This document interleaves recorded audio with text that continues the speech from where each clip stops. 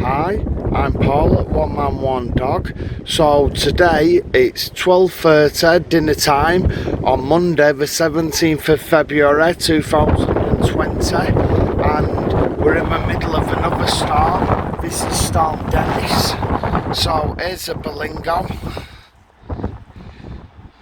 Stripped everything out and I'm starting again, so let me just show you what I've made.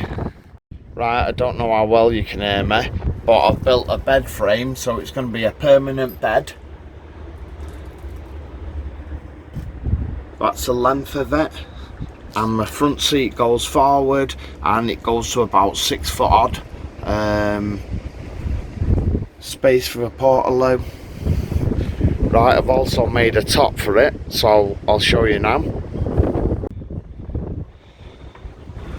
So this is the lid, and it concertinas out. I'll show you now.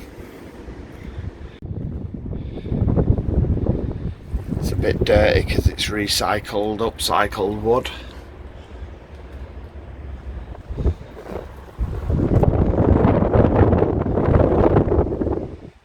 Right, it needs fixing in place now. But that's enough for today. Catch up.